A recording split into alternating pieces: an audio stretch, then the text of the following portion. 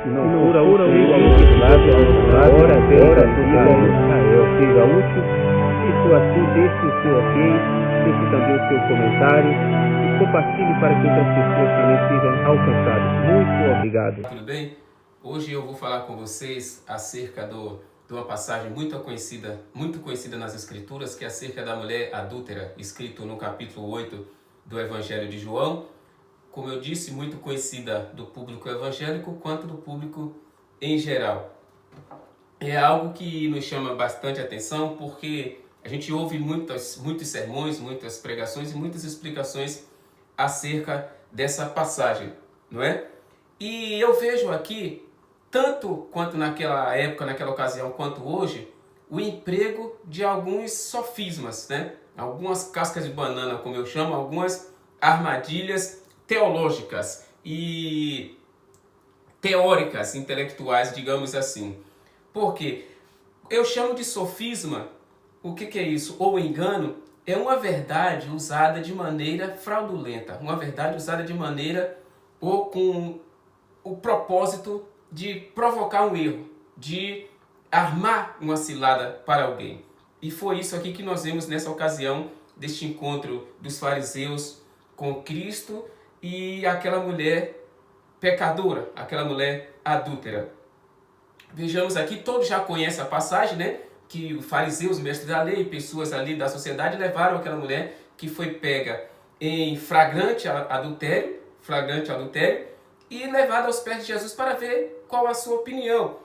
E nós podemos interpretar aqui, que aquelas pessoas não estavam preocupadas com a aplicação da lei. Elas não estavam preocupadas com a observação da lei, em cumprir a lei, em cumprir os mandamentos. Porque o próprio texto diz que eles levaram com o intuito de pegar Jesus. Eles levaram aquela mulher ali, aquele caso até Jesus, no intuito de armar-lhe uma cilada, de ter com que ele ia acusar. Mas por quê? Eles estavam errados? Aparentemente não, porque a lei de Moisés dizia que a pessoa que era pega em adultério, em flagrante, ela deveria ser apedrejada. Mas aqui nós já vimos uma parcialidade. Julgamento parcial é errado, não é julgamento, né? Você não pode usar 2 pesos e 2 medidas. Não pode ter, né, 2 critérios para o julgamento. Se é uma pessoa que você gosta, você inocenta. Se é uma pessoa que você não gosta, você condena. Então não é isso. A lei que serve para um tem que valer para todos. A dura lex sed lex. A lei é dura, mas é a lei. A lei tem que ser igual para todos. Eu sempre defendi esse princípio. Por isso que eu discordo de muitas coisas que existem no nosso país, no Brasil. Porque a lei é para todo mundo. Né? A lei para o bonito, para o feio, para o preto, para o branco, para o índio, né? Para o alemão, para a mulher, para o homem, para o velho, para a criança, para o ladrão, para o bandido, para a polícia. Existe lei para advogado, para juiz. Existe lei assim ao gosto do freguês. E isto é uma ironia, né? Para dizer assim, é uma brincadeira. A Constituição diz que todos são iguais perante a lei, está lá escrito. Mas tem uns que são mais iguais do que os outros, né? Se essa aplicação, essa interpretação e essa popularização de leis contraria diretamente esse próprio princípio constitucional. Se todos são iguais perante a lei, por que tem que ter uma lei específica para cada pessoa? Por que eu sou negro, eu tenho que ser mais igual do que o branco? A lei da Constituição fala que eu sou igual ao branco, mas por que eu tenho que ter privilégios ou vantagens em relação a uma pessoa que é branca por causa da cor da minha pele? Então, esse princípio que me beneficia, entre aspas, está contradizendo a própria Constituição. Porque lá diz que todos são iguais perante a lei e não haverá distinção de raça, credo, não é? Crença, ou seja lá o que for. A lei diz que todos são iguais, mas eu quero privilégio porque eu sou preto. Pense aí. Né? Dura lex sed lex. A lei é dura, mas é a lei. Tem que ser uma lei igual para todos. E aqui nós vimos aqueles homens querendo aplicar a lei, mas de maneira parcial. Como que a mulher estava adulterando sozinha? Se ela foi pega em flagrante, cadê o homem? Ela estava adulterando com quem? Né? Deveria levar ambos adúlteros para serem julgados os dois, e não somente a mulher. Então nós vimos aqui que há uma aplicação da lei de maneira pervertida, né? Era uma meia-verdade. E meia-verdade é uma mentira completa. Não existe meia-verdade. Ou é 100% verdade ou não é verdade. Se for 99,9% verdade e tiver 0,1% de mentira, é 100% mentira. Deus é luz e nele não há trevas nenhuma. Não existe meio termo. Cristo mesmo disse, não são os 10 mandamentos, mas se você cumprir 9 e você quebrar um, você é devedor dos 10. Não existe meia-verdade. E ali aqueles homens estavam com o sofisma, estavam com artimanha para pegar Jesus, né, em suas astúcias. E aí vamos para frente. Porém,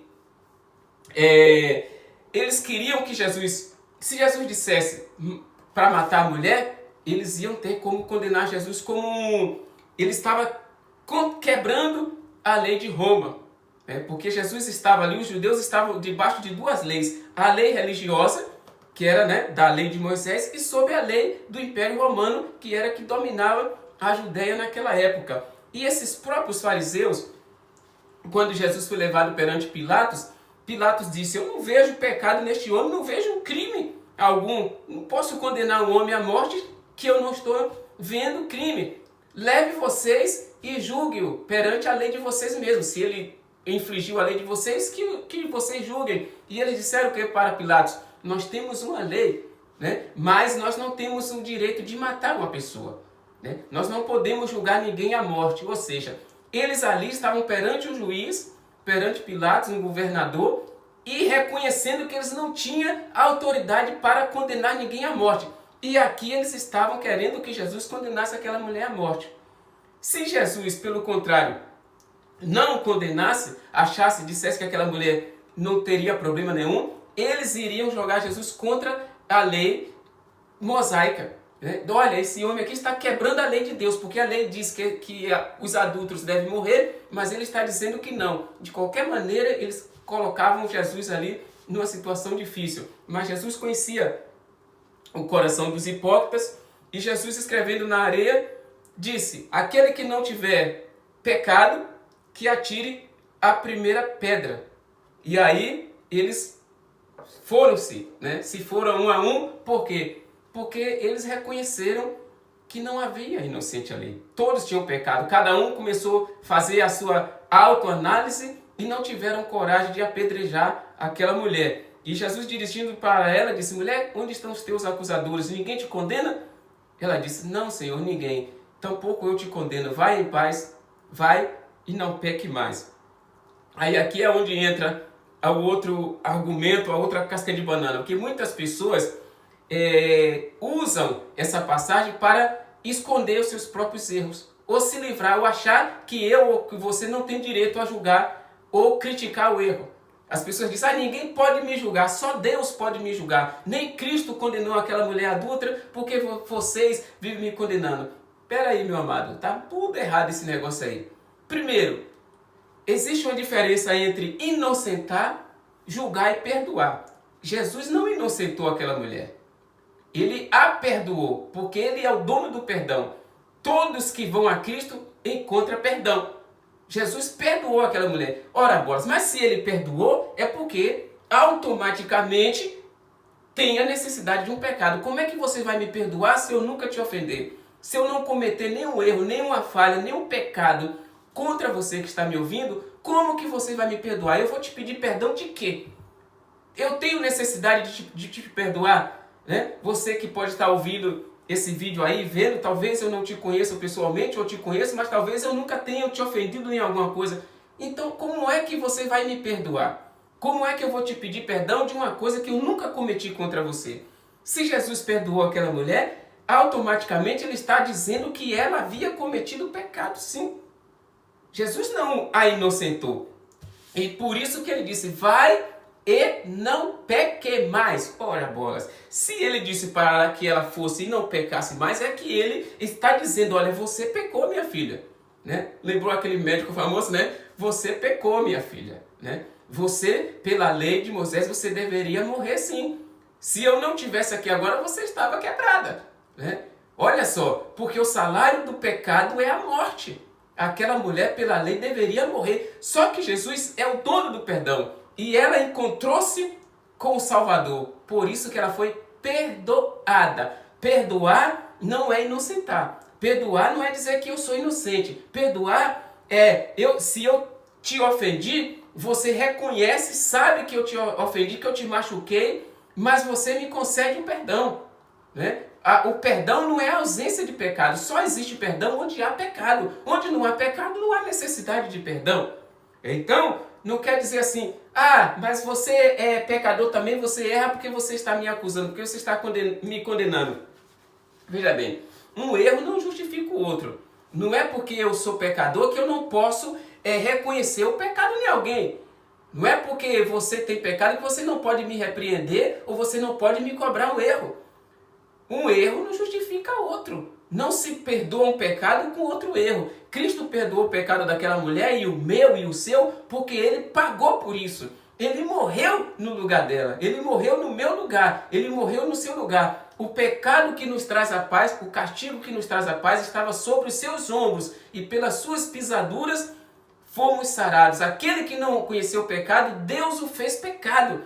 Cristo carregou sobre si as nossas dores e as nossas enfermidades, levou sobre si. Entende? Por isso que ele pode nos perdoar, por isso que ele pode perdoar aquela mulher. Ele não a inocentou, mas ele a perdoou. E isso é uma grande diferença. Você não pode se esconder atrás do pecado dos outros para justificar o seu. Todo pecado será cobrado, todo pecado será condenado e já foi condenado. E se ele não for perdoado, se você não se arrepender, se você não confessar, se você não reconhecer que tem pecado, você será cobrado no dia do juízo final, porque Cristo morreu pelo seu pecado. Se você não aceitar o perdão, não reconhecer e abandonar o pecado, ele vai te cobrar a conta. A fatura vai ser cobrada. Entende? O perdão é gratuito, que ele diz, o salário do pecado é a morte, mas o dom gratuito de Deus é a vida eterna. Porém, um dia a fatura vai chegar. A alma que pecar, esta morrerá, porque o salário do pecado é a morte. Se você trabalha, você tem um salário. Se você peca, também você tem um salário. Só que é um salário amargo, porque o salário do pecado é a morte, mas o dom gratuito de Deus é a vida eterna. Aquela mulher estava ali agora para ser morta por causa do seu pecado. Mas ali ela encontrou com o autor da vida. Recebeu o dom gratuito de Deus, que é a vida eterna, e ela foi perdoada. Então, aqui nós já desmentimos, né, essa falácia que dizia, ninguém pode me julgar. Pode sim, pode sim. E outra coisa, meu irmão, se é Deus que pode te julgar, você não tem medo disso, não? Porque se eu te julgar, eu não posso fazer nada além de julgar, de dar minha opinião, de achar que você está certo ou errado. Mas eu não posso fazer nada contra a sua vida, mas Deus sim. Você acha que isso é coisa de somente? Dizer, só Deus pode me julgar e você não teme isso? Deus que é o justo juiz? Deus não poupou o seu único filho, mas antes entregou por mim, por você e por toda a humanidade por causa do pecado que estava sobre ele. Se Deus não poupou o seu único filho, você acha que ele vai lhe poupar? Você acha que você diz, só Deus pode me julgar e você acha que isso é bom? Você acha que isso é fácil? Aí, meu amigo, é que você deveria se preocupar. Porque eu posso te criticar, você pode me criticar, mas você não pode me fazer nada mais. Você não pode me mandar para o inferno nem para o céu. Não é a sua opinião, ou o seu conceito, ou a sua virtude, ou o seu erro que vai me levar para o céu ou para o inferno. Não é a sua maneira de pensar, nem a minha, que vai te mandar para o céu ou para o inferno. Não é aquilo que eu acho certo ou errado que vai te julgar ou te justificar, mas é Deus. Aquele que não poupou o seu próprio filho. E você acha que ele vai te poupar? Porque eu pequei? Aí você acha que tem o direito de pecar também? Israel, irmão Israel, você não pode me condenar, você não pode me apontar, porque você também errou, porque você também erra, porque você também é pecador, porque você é falho. Amém, eu sou falho sim. Eu sou pecador sim, eu sou imperfeito sim, mas o justo juiz não. E não sou eu que vai te julgar. Não é você quem vai me julgar, não é você quem vai me condenar, não é você quem vai me mandar para o céu ou para o inferno. Mas antes quem vai fazer isso é aquele que morreu por você. É aquele que morreu por mim, que pagou o preço. E se você rejeitar, a fatura vai chegar. A fatura vai chegar. Bom, porém, Para quem está em Cristo não há mais condenação. Portanto, agora nenhuma condenação há para os que estão em Cristo Jesus. Pois quem está em Cristo, nova criatura é. As coisas velhas já passaram, e eis que tudo se fez novo. Concluindo aqui, meus amados irmãos. Então, irmão, posso julgar? Claro que eu posso. É errado também, é uma falácia, é um sofismo. Dizer que ninguém pode julgar o outro. Claro que pode. Julgar é discernir, é fazer diferença, é fazer separação entre o certo e o errado, entre o bem e o mal, entre o santo e o profano. Quando você põe uma roupa, você julgou se eu vestir essa camiseta branca ou um azul. Por que eu não vesti uma preta ou um azul? Eu fiz uma escolha, né? Se eu vou almoçar feijão ou arroz ou macarrão, eu estou fazendo uma escolha. Se eu vou torcer para um time A ou B, eu estou julgando que esse que eu estou torcendo é melhor do que o outro. Se eu vou ouvir uma música, se eu gosto de um estilo de música e não gosto de outro estilo, eu estou fazendo um julgamento. Então julgar é ter discernimento, é saber diferenciar o bom do ruim. Se você não tem esse discernimento, se você não faz julgamento, você não tem discernimento, né? Julgar é discernir. Nós temos sim que reconhecer o erro e o certo e ficar contra o que é errado. Porque está escrito, não sejais participantes das obras infrutíferas das trevas, antes, porém, condenai-as, antes, porém, rejeitai-as, antes, porém, refutai-as. Então nós somos conclamados a refutar, a repudiar as coisas erradas. O erro nós temos a obrigação, não é o direito. Nós temos o dever de nos posicionar contra as coisas erradas. Esteja aonde estiver, esteja com quem estiver, goste a quem gostar ou desgosta a quem desgostar. Nós somos obrigados pelas Escrituras a condenar, a reprovar, a nos posicionar contra as coisas erradas. Isso é julgar e isso nós temos a obrigação de fazer o julgamento. Ainda que você discorde, mas está na palavra de Deus. Está escrito assim, porque julgar não é condenar. Porque, como eu disse, quem vai te condenar é Deus. Só quem tem o direito de te condenar é Deus. Agora, julgar não. Todo mundo tem o direito de julgar. O erro é dar conta de todo mundo. Você vive falando assim, não é dar conta de ninguém o meu. É sim. O errado é dar conta de todo mundo. E pior, é dar conta de Deus. Finalizando, julgar é fazer separação, diferença entre o certo e o errado. Inocentar é um outro erro grosseiro. Inocentar é dizer que eu não cometi pecado. É pegar a pessoa, o pecador, a pessoa mais ímpia e dizer, não, ela não fez nada. Né? A Bíblia diz em Provérbios que o pecador é igual à mulher adúltera. Ela come, limpa a boca e diz, não cometi mal algum. Né? Essas pessoas que acham, não, você fez o errado, então eu tenho direito. A gente conhece pessoas assim, né? Que nunca assumem suas culpas, nunca reconhece o erro porque ela está sempre apontando do outro. Eu fiz isso porque você fez aquilo. Eu falei assim porque você falou assado. Eu fui porque você voltou. Não, isso é um erro gravíssimo, porque se eu sei que uma coisa é errada, você fez uma coisa errada, eu vou lá e faço outra, então eu estou sendo pior do que você, porque eu estou fazendo algo que eu critiquei você, mas eu vou lá e condeno. Tem um ditado aí que fala assim, acho que até uma música, mulher não trai, mulher se vinga, já que nós estamos falando aqui, né, desse caso de adultério, e veio à cabeça essa música agora. Tá errado, a vingança, né? Seu Madruga já dizia, a vingança nunca é plena, mata a alma e aí envenena. Então se uma pessoa te trai, o seu namorado, sua namorada, seu marido, sua mulher, a pessoa, ou seu amigo, o seu sócio, seja lá quem for, a pessoa te trai.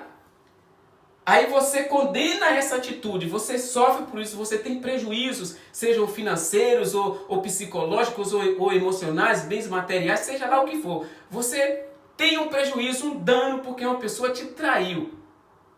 Aí você condena, todo mundo condena aquela pessoa, você quer matar, você quer escalpelar, você quer fazer, né, tudo com aquela pessoa. Você corta a amizade, você fica esculhamba aquela pessoa. Aí depois você vai lá e faz a mesma coisa. Ou talvez você diz, olha, eu te perdoo, passo por cima. Mas aí depois você vai lá e se vinga com a mesma prática. Você se tornou pior do que ela. Porque você está fazendo aquilo que você condena. E diz as Escrituras, bem-aventurado aquele que não se condena naquilo que aprova. Se eu condeno você por praticar um erro e eu vou lá e faço o mesmo erro, para me vingar de você, eu estou sendo pior do que você. É o que aconteceu com esses fariseus aqui. Eles estavam tentando incriminar uma mulher, matar uma mulher por causa de um pecado, mas eles também tinham um pecado. E eles estavam tentando fazer justiça, cometendo outro pecado, porque eles estavam armando uma cilada para Cristo. Eles estavam usando de hipocrisia, de maldade, de falsidade, estavam cometendo um outro pecado, mais grave do que o próprio pecado que aquela mulher havia cometido. Porque eles estavam levando Jesus à morte também. Poderia condenar aquela mulher à morte por algo que realmente merecia, segundo a lei, mas ele estaria levando um inocente à morte de acordo com o seu julgamento, de acordo com a sua interpretação. Então, perdoar, como eu disse, inocentar, é dizer que o ímpio não tem pecado. E isso é pecado. Diz a Bíblia em Provérbios: aquele que disser ao ímpio, tu não tem pecado, e disser para o justo, tu tem pecado, é abominável tanto um quanto o outro diante de Deus. Tá lá, ser parcial no julgar não é bom. Porque aquele que condena o justo e inocenta o perverso é abominável diante de Deus. Dai a César o que é a César e a Deus o que é de Deus. Se o sujeito pecou, ele tem que ser julgado sim. Se não pecou, ele não deve ser condenado. Ponto final. Então, perdoar é diferente de inocentar. Perdoar é reconhecer que eu estou errado, que eu sou digno de morte, que eu sou digno de condenação, mas você me perdoou. Você sabe que eu errei, você sabe que eu te ofendi, que eu te machuquei, mas por amor você me perdoa. Tudo bem, né? Eu entendo, eu aceito, está perdoado, porque Jesus Cristo nos ensinou: perdoai as nossas ofensas, assim como nós perdoamos a quem nos tem ofendido. Então só existe perdão onde há ofensa. Se eu não ofendi, então você não precisa me perdoar. Se você não me ofendeu, você não precisa me pedir perdão. Mas se eu te ofendi, eu te peço perdão, como eu peço perdão diante de Deus. Se eu não te perdoar também, nem tampouco Deus irá me perdoar. E assim, se você não me perdoar, Deus também não irá te perdoar. Então é isso. O fato de eu ter a necessidade de te perdoar, ou pedir perdão, não quer dizer que o meu pecado justifique o seu. Que o seu erro também me dê direito a errar semelhantemente ou até pior, né? De maneira nenhuma. Perdoar é saber que a pessoa cometeu o erro e ter misericórdia dela, e se compadecer e conceder-lhe o perdão. Foi o que Cristo fez com aquela mulher. Ela merecia morrer, mas o tanto que ele amou, ele a perdoou. E ele morreu por causa disso, para pagar o pecado dela. Então, meus amados irmãos, se dissermos que não temos pecado, mentimos. Todos pecaram, destituídos ficaram da glória de Deus.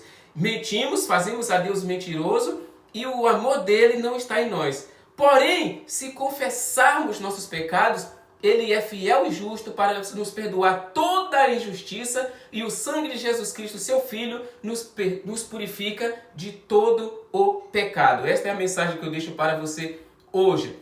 O sangue de Jesus Cristo perdoa você, perdoa a mim de todo o pecado.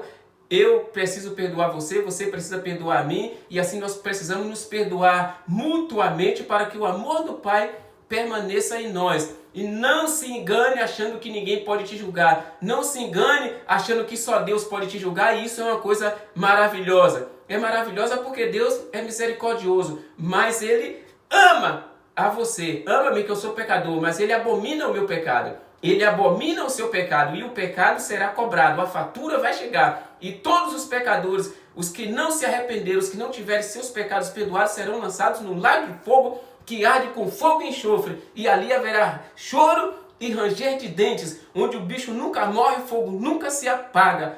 E ali será a segunda morte. Isto é sério e grave. Então fique com o amor de Deus, fique com o perdão de Jesus. Cristo te ama, mas Ele detesta tudo que você faz de errado.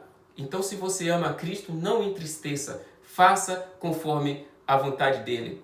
Peça perdão a Deus dos seus pecados e perdoe a todos que te ofenderem. Ainda que eles não peçam, ainda que eles não reconheçam, perdoe. Perdoe. O nosso dever é perdoar. A nossa obrigação é perdoar. Se eu não perdoar, também não serei perdoado. Se a pessoa aceitar o seu perdão, amém. Se ela não perdoar, aí você passa a batata quente para ela. E ela que se resolva com Deus. Amém? Deus te abençoe em Cristo Jesus. Obrigado e até o próximo vídeo.